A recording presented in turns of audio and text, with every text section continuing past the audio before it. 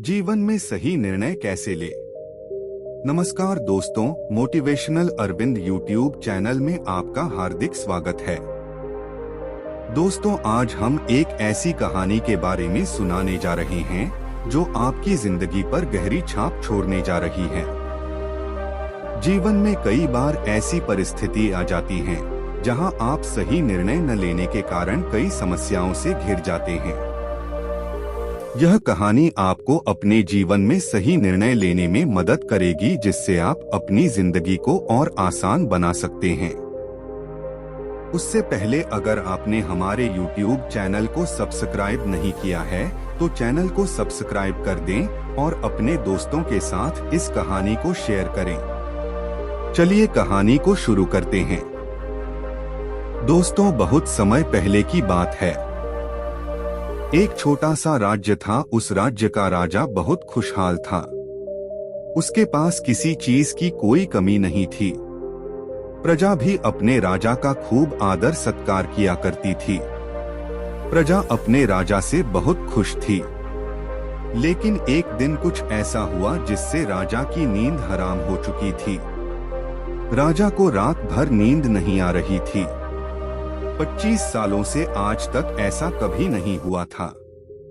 राजा के साम्राज्य पर आज तक किसी ने हमला करने का प्रयास तक नहीं किया था, लेकिन आज पड़ोसी राज्य ने इस छोटे से राज्य पर आक्रमण कर दिया। आज राजा को अपने 25 साल पहले का वह दिन याद आने लगा, जब वह एक राजा ना होकर केवल एक सेनापति था। वह अपनी राजा की आज्ञा का पालन करते हुए युद्ध की तैयारी कर रहा था, लेकिन उस वक्त उसके मन में कोई शंका नहीं थी। किसी चीज का निर्णय नहीं लेना था, इसलिए वह चैन से उन चीजों की तैयारी में जुटता था। राजा बहुत दुविधा में था। उसे समझ नहीं आ रहा था कि आखिर वह अपने साम्राज्य को किस तरह से किसी और राजा के हाथों में सौंप दे, जो साम्राज्य को हासिल करने के लिए उसने दिन रात एक कर दी। कई लोगों को धोखा दिया, कई लोगों को पीड़ा दी, कई लोगों को कष्ट दिया, कई प्रकार की राजनीति रची, कई प्रकार के षड्यंत्र रचे। इतनी सारी मेहनत करने के बाद जब उस राजा का सिंहासन प्राप्त हुआ तो वह उस सिंहासन को किसी और को कैसे थमा दे। राजा को कुछ भी समझ नहीं आ रहा था कि वह क्या करे। वह बहुत चिंतित था, परेशान था, करवटें बदल रहा था, लेकिन उसे कोई तरीका सूझ नहीं रहा था। राजा यह बात बहुत अच्छी तरह से जानता था कि बात केवल मेरी नहीं है, इस पूरे साम्राज्य की है। राजा ध्यान करना जानता था। वह बार बार ध्यान करने का प्रयास भी कर रहा था ताकि वह शांत हो सके और वह अपनी अंतरात्मा की आवाज सुन सके। उसने कई बार प्रयास किया, लेकिन हर बार उसे असफलता ही हाथ लगी। वह अपने मन की आवाज अर्थात अपनी अंतर आत्मा की आवाज सुनने में असफल रहा, जिस कारण वह बहुत परेशान था, बहुत दुविधा में था। वह समझ नहीं पा रहा था कि आखिर वह क्या फैसला करे, और उसके पास बहुत कम समय भी बचा हुआ था। केवल उसके पास आज रात का ही समय था। कल सुबह पड़ोसी राज्य उस पर आक्रमण कर देगा। यदि वह केवल अपने लिए फैसला करता है तो इस साम्राज्य के लाखों लोगों की जान पर बन सकती है, और यदि वह इस पूरे साम्राज्य के लिए सोचता है तो उसे पड़ोसी राज्य के राजा के सामने झुकना होगा, उनका सम्मान करना होगा और अपने हाथों इस साम्राज्य को उन्हें सौंपना होगा। राजा बेहद दुविधा में था। आखिरकार वह अपने महल की छत पर पहुंचा, जहां ठंडी ठंडी हवाएं बह रही थी। रात का समय था। चारों तरफ सन्नाटा था, खामोशी थी। राजा ने छत पर पहुंचकर आसमान की तरफ देखा। आसमान में एक पक्षी निडर होकर उड़ रहा था, अपनी ही मस्ती में, अपने ही अंदाज में। उसे रोकने वाला कोई नहीं था।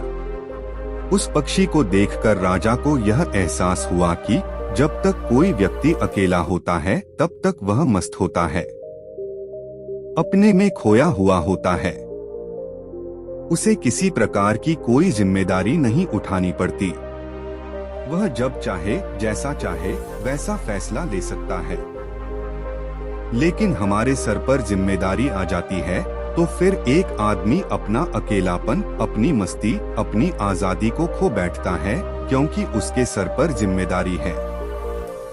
उसे हर एक चीज देखनी है। काफी समय बीत चुका था और अब तक राजा ने कोई निर्णय नहीं लिया था। जब राजा को कोई भी रास्ता नजर न आया तो वह अपना घोड़ा लेकर अपने गुरु के आश्रम की ओर निकाल पड़ा। राजा के गुरु भी बहुत सख्त थे। उन्होंने पहले से ही राजा को यह चेतावनी दे रखी थी कि जब तक कोई ऐसी दुविधा ना पड़े, जब तक तुम्हारे पर ऐसी कोई को बड़ी समस्या ना आन पड़े कि तुम्हें मेरी जरूरत पड़े, तब तक तुम यहाँ पर कभी मत आना। राजा अपना घोड़ा लेकर आश्रम पहुँचा। वहाँ पर जब उसने देखा तो उसके गुरु ध्यान में लीन थे। वह अपने गुरु के ध्यान को भंग नहीं करना चाहता था। अपने गुरु को ध्यान में देख उसके मन में एक बार फिर से द्वंद्व युद्ध चालू हो गया। उसका एक मन कहता कि गुरु को ध्यान से बाहर लाए, तभी वहीं पर उसका दूसरा मन कहता, नहीं नहीं, यदि गुरु को ध्यान से बाहर लाया गया तो यह उचित नहीं होगा।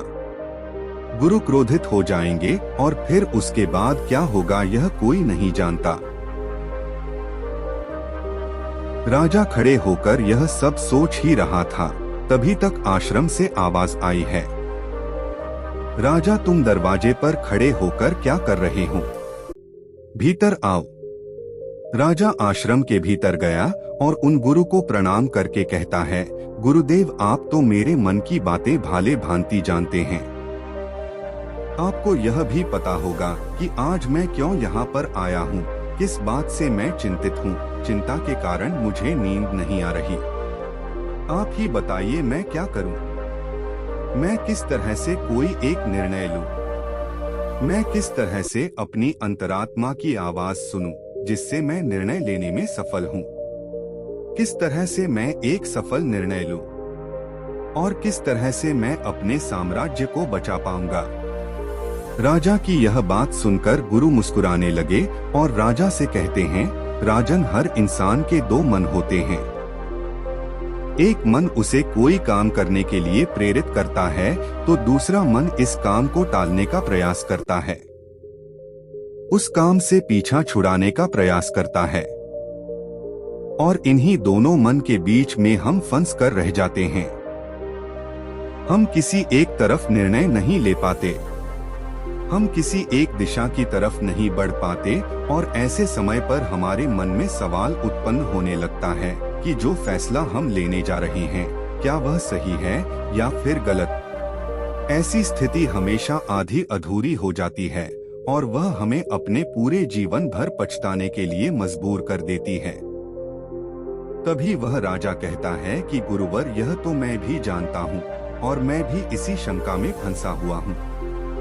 मैं यहाँ से निकल नहीं पा रहा। मुझे यह नहीं समझ आ रहा कि मैं किस तरफ जाऊं। मैं कैसे सही निर्णय लूं? आप मुझे कृपा करके कोई मार्ग दिखाइए, कोई सही तरीका बताइए जिससे मैं सफल और सही निर्णय ले पाऊं। तभी गुरु राजा की बात सुनकर एक बार फिर मुस्कुराने लगे और राजा से कहते हैं, हे राजन, जीवन में कोई भी फैसला गलत या सही नहीं होता। यह तो हमारे मन की संरचना है, यह तो हमारे मन का मायाजाल है। वास्तविकता तो यही है कि जो होना होता है वही होता है। हमारे और तुम्हारे करने से कुछ भी नहीं होने वाला, कुछ भी नहीं बदलेगा। लेकिन फिर भी हम अपने अहंकार में यह सोचने लगते हैं कि हम जैसा चाहते हैं हम वैसा ही करेंगे और जैसा हमें चाहिए बिल्कुल वैसा ही होगा। हम यही सोचते हैं कि हम अपने फैसले से दुनिया बदल सकते हैं और इसीलिए हम सही और गलत के चक्कर में फंस कर रह जाते हैं। मान लो कि आज तुमने गलत फैसला भी ले लिया तो भी तुम्हें भविष्य में आगे चलकर सही सीख ही देगा, और यदि तुमने एक सही फैसला ले लिया तो वह तुम्हारे लिए आगे का रास्ता भी खोल देगा। देखा जाए तो वास्तविक तौर पर दोनों ही परिस्थितियों में तुम्हारा ही फायदा है, तुम्हारी ही उन्नति है। कम से कम ऐसे में तुम एक जगह पर ठहरे हुए तो नहीं रहोगे। तुम्हारा मन इस शंका में फंसा हुआ तो नहीं है। तुम इस माया जाल से निकल चुके हो। तभी वह राजा उन गुरु से कहता है, हे गुरुवर, आप कहना क्या चाहते हैं? आप कहानियां तो नहीं कह रहे कि मैं बिना सोच विचार के कोई भी निर्णय ले लूं? क्या ऐसा करना मूर्खता का प्रमाण नहीं होगा? आज मेरे ऊपर लाखों लोगों की जिम्मेदारियां हैं और वे ऐसे ही कोई भी फैसला कैसे ले सकता हूं? तभी गुरु मुस्कुराते हुए राजा से कहते हैं, हे राजन, तुम मेरी बात समझ नहीं रहे हो। मैं तुमसे ऐसा नहीं कह रहा कि तुम सोच विचार कर निर्णय मत लो, बल्कि मैं तो यह कह रहा हूँ कि अच्छी तरह से सोच विचार कर निर्णय लो और अच्छी तरह से सोचने के बाद, पूर्ण रूप से सोच विचार करने के बाद तुम अपने दोनों मन को एक जगह पर सहमत करवाओ।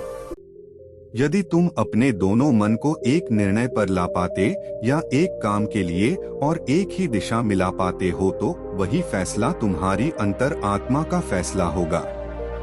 तुमने कई बार यह अनुभव तो किया ही होगा कि किसी काम में तुम्हारा मन तो कर रहा है, लेकिन बुद्धि तुम्हारा साथ नहीं दे रही। बुद्धि तुम्हारा पल पल विरोध कर रही है और ऐसी स्थिति में हमारे मन और हमारी बुद्धि के बीच युद्ध चल रहा होता है। लेकिन यहाँ पर समझने वाली बात यह है कि जो बातें तुम्हारे मन से उठ रही हैं, वही बात तुम्हें सही रास्ते पर ले जाना चाहती है। वहीं पर तुम्हारी बुद्धि तर्क वितर्क करके उस रास्ते को साफ करना चाहती है, सभी प्रश्नों का निवारण करना चाहती है। जैसे मान लो कि तुम एक पहाड़ी पर जाना चाहते हो, जहाँ पर तुम्हें यह पता चला है कि वहाँ बहुत सारा सोना है, लेकिन इसके लिए तुम्हें घने जंगलों से होकर गुजरना होगा। तुम्हारा मन वहाँ जाने के लिए तैयार है, वह सोना को पाना चाहता है, लेकिन तुम्हारी बुद्धि तुमसे यह कह रही है, जंगल बहुत घना है और बहुत खतरनाक भी है, वहाँ पर तरह तरह के विशाल जानवर रहते हैं, वहाँ पर चोर डाकू और लुटेरे भी हो सकते हैं, पर पता नहीं वहाँ पर रास्ते में कुछ खाने पीने को मिलेगा या नहीं। मिलेगा तो हमारी जान को खतरा भी हो सकता है। यह सारे प्रश्न हमारी बुद्धि खड़ी करती है, लेकिन इसका अर्थ यह नहीं कि तुम्हारी बुद्धि तुम्हें रोकने का प्रयास कर रही है, बल्कि वह तुम्हें सतर्क कर रही है। और जब तक तुम अपनी बुद्धि के सवालों का निवारण नहीं कर लो, तब तक आगे बढ़ना मूर्खता का प्रमाण ही होगा। ऐसे रास्ते पर जाने से पहले तुम्हें अपने खाने पीने की सामग्री का इस्तेमाल करना होगा। उसके बाद सुरक्षा के लिए कुछ हथियार और कुछ सैनिकों को भी साथ लेना होगा। और जब तुम्हारी बुद्धि पूरी तरह से संतुष्ट हो जाए, जब उसके सभी सवालों का निवारण तुम कर लो, तब तुम आगे बढ़ सकते हो। अब तुम्हार बुद्धि के सभी सवालों का निवारण हो चुका है।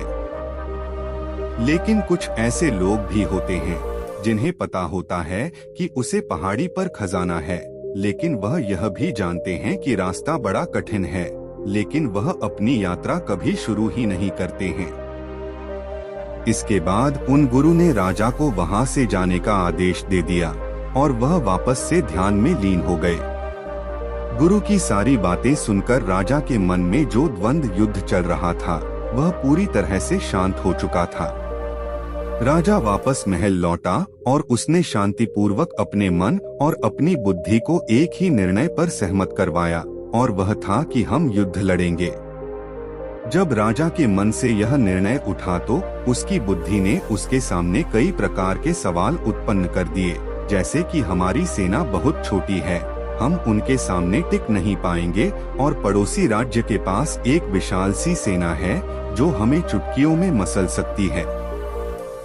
उनके पास तरह तरह के हथियार हैं और लड़ने का कौशल भी है, और ऐसे ही कई प्रकार के सवाल उसकी बुद्धि उससे कर रही थी। उन सभी प्रश्नों का जवाब देते हुए राजा आगे बढ़ता चला गया और वह इसी निर्णय पर पहुंचा कि हम युद्ध लड़ेंगे।